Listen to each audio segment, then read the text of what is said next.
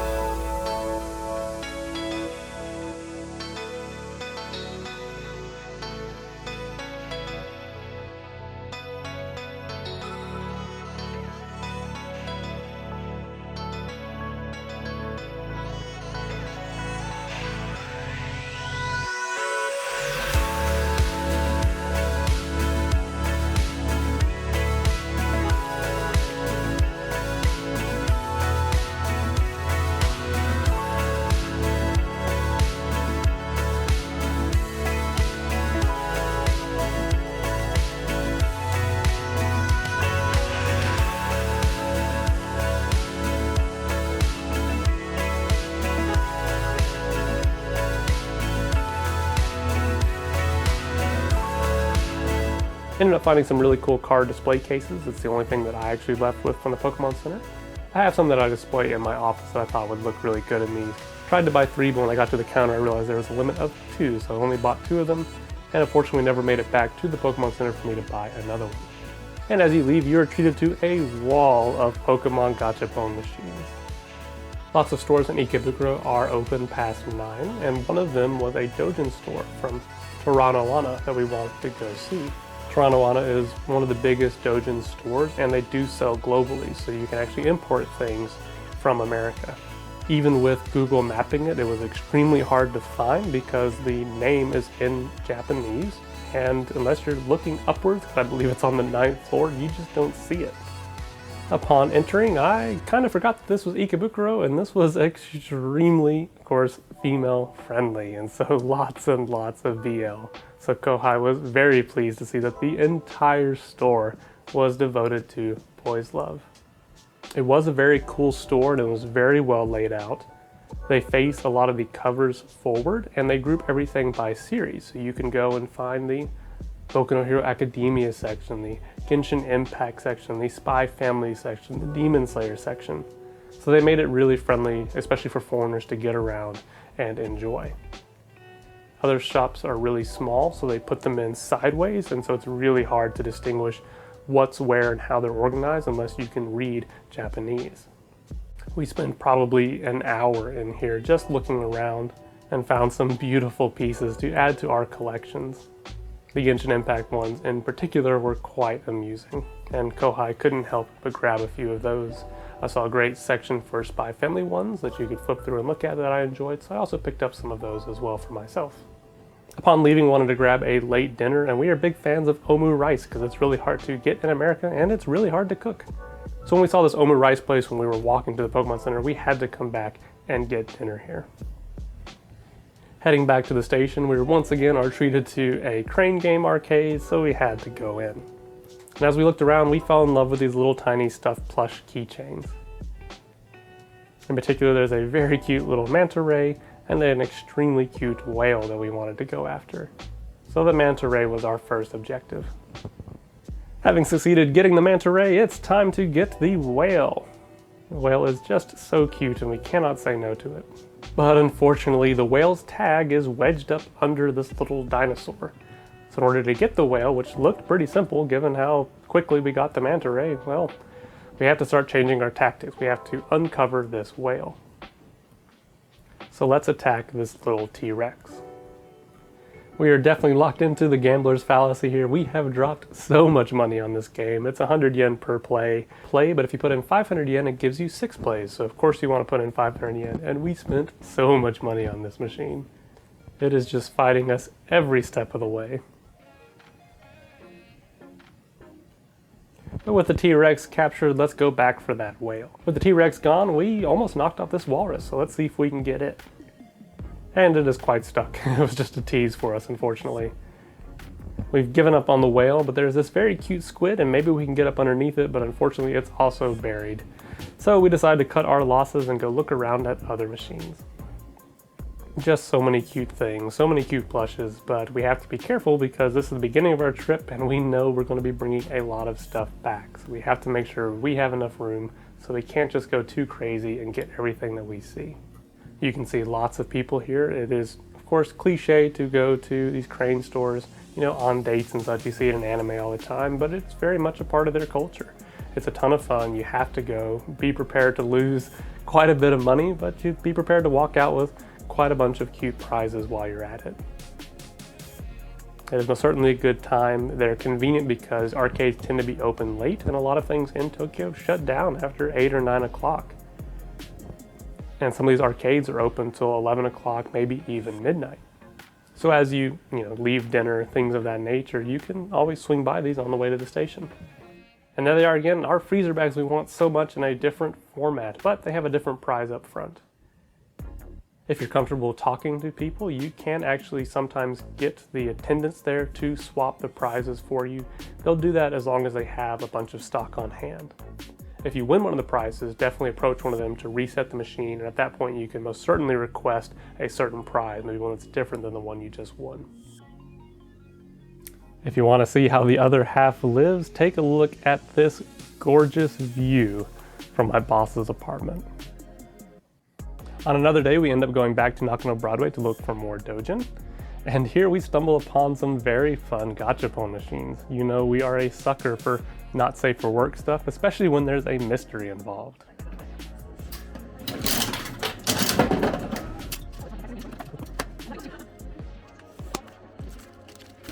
Is this underwear?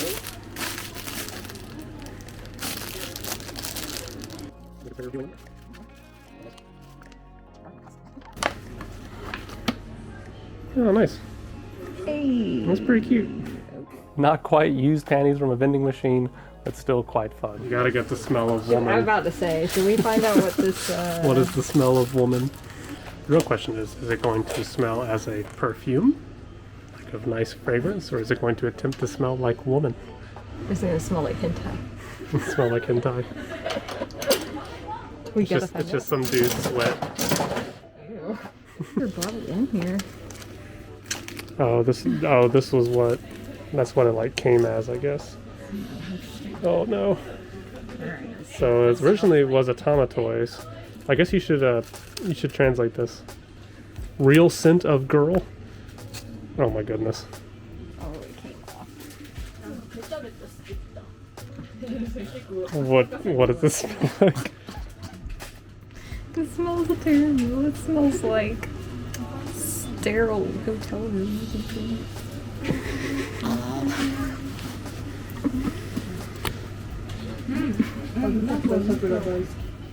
Yeah, this is kind of gross. I mean, I guess, you know, it smells like, you know, maybe some female you'd be beside on a train, I guess. No, I'm disappointed. Doesn't smell like real woman. No. During this trip, we end up meeting up with an old friend of ours who now lives in Japan teaching English. We hadn't seen him in 3 years, so it was great that he could join us in Tokyo. He lives about 3 hours away via bullet train. One of the things he wanted to do was visit this art aquarium museum in Ginza. And this is just, it's superbly beautiful. It's a wonderful installation that they have. I highly recommend you go visit it. And this is so tranquil that, well, I'm not going to narrate it. I'm just going to throw on some chill music, sit back, and enjoy.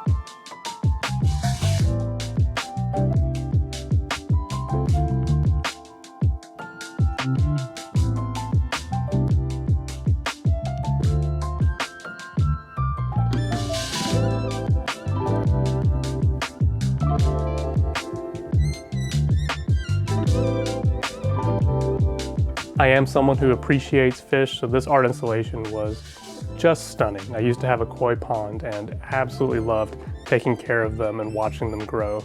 So this was just so cool to see. Gift shop was also really cool, had a bunch of great art pieces, and so I definitely picked up some for my mother, who does also appreciate fish and has aquariums of her own. A theme of this trip was crepes, crepes, and more crepes. There's something about them we just always wanted to stop and find good dessert places to get crepes. This one in particular was quite good and was a high-end cafe at the top of a very large mall.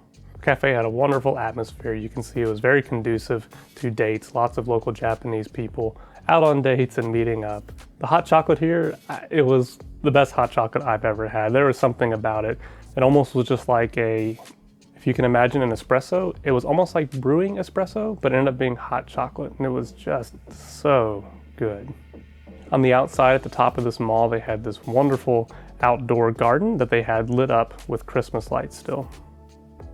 This is one of those things that's really beautiful about Japan. There's so much metropolitan area that they have to make room for little spaces like this, and you just never know where these things are lurking.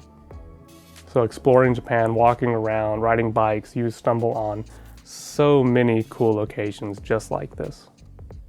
We meet up with a good Japanese friend of mine who I hadn't seen in 5 years at this point. He always made reservations to take us to a rotating sushi place, and so I wanted to take Kohai there because we didn't get a chance to go to that last time. Interestingly enough, the closest rotating sushi place we have in America is in Duluth, Georgia. So it's a Kura sushi joint, and I always told Kohai that this is pretty much identical to exactly what they have in Japan, albeit the prices are higher. And funny enough, the place we've always been going to in Japan is a Kura sushi. I never put two and two together. This is a very business-oriented area of Japan, but you can still see that even in this metropolitan area, they do what they can to add just lots of foliage and life to it. But just wonderful examples of modern architecture and lighting. And even on this cloudy day, things are just absolutely stunning. This building on the right houses many high-end companies, and one of which used to actually be a rocket design company. And I was hoping to see them when we walked by. They probably moved buildings, but they used to keep basically like model rockets, and some of the projects that they're working on, they would have displayed out in the window, so as you walked by, you could appreciate what the company did. It was super cool. I like to think they didn't go out of business over COVID, so hopefully they just moved to a new location. Kura sushi places are fun because they also have like a kind of an arcade element to them. As you dispense your plates, when you put in 15 individual plates, you have a chance to win a little gachapon prize up top.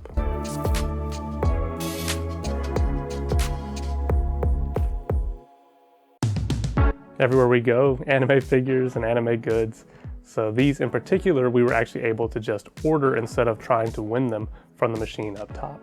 Oh, we got Nesco! We got Nesco? Nice. We got Sushi. When walking around Shinjuku, we stumbled upon this really awesome Junji Ito book installation. This was attached to a larger bookstore that I can't remember off the top of my head, but it is just right outside the station. But this was very neat to see a collection of Junji Ito's works. Once again, this video is a little longer than I'd like it to be, so I'm gonna go ahead and cut it short. Join us next time when our boss takes us out on an 11-hour long party where we hop from host club to host club. Just like last time, I hope you're enjoying this content. I know it's different from what we normally produce, but it's always fun to share what we did, and hopefully whenever you go to Japan, this kind of gives you some ideas and maybe some things that you'd like to do whenever you go. If you like this kind of content, please subscribe. I'm Senpai, and I'll see you next time for part 3.